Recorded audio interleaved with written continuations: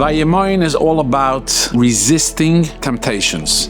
Temptations are part of our life. We're here in this world to fight those temptations, and it will never cease to exist until Mashiach comes.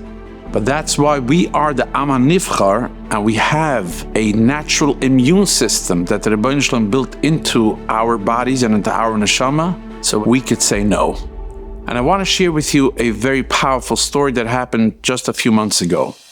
There was a Yid, we'll call him Rabbi Avraham. I know him personally, and he has a one-person office. He is in his office every single day, and it's only him. In that office, he does business with a lot of big corporate companies, selling certain items for a very hefty profit. It was one Tuesday afternoon when he sent out a quote to a company that had asked him for a certain product. And as he was sending out that quote, he was noticing that his filter is not kicking in. As he finished that email, he called up the company and he says, "I think that my filter is not working properly. Is that a fact?" They checked in and said, "Yes, you're right." He said, "I am leaving my office right now, being that I do not want to be in the office alone with a computer without a filter. Please call me as soon as the filter is back up and running, because I'm in the middle of a transaction as we speak."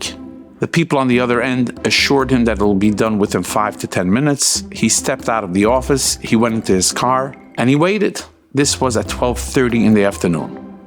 At 1 o'clock, he checks in with them. The problem was larger than they expected, and it was still not fixed. At 2 and at 3 and at 4 and at 5, they were still working on it.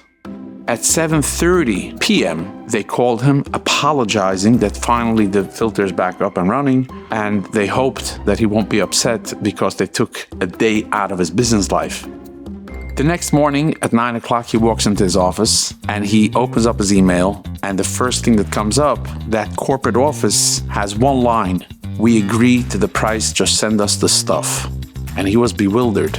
So he went back to that shred of emails and he noticed that when he sent out the quote, 20 minutes later, corporate sent back a rejection. They wanted a much lower price per item. A half hour later, being that he did not respond, they upped that price, but he still did not respond. It took till 5 o'clock for them to say, "Yes, we agreed to the original price, just send us the stuff."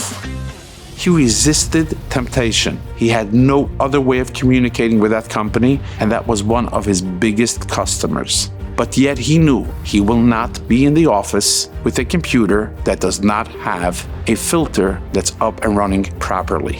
It not only saved his neshama, but Hashem showed him that you just saved a huge amount of negotiation back and forth, and he admitted he would have given in to a lower price because he could not afford to lose that customer.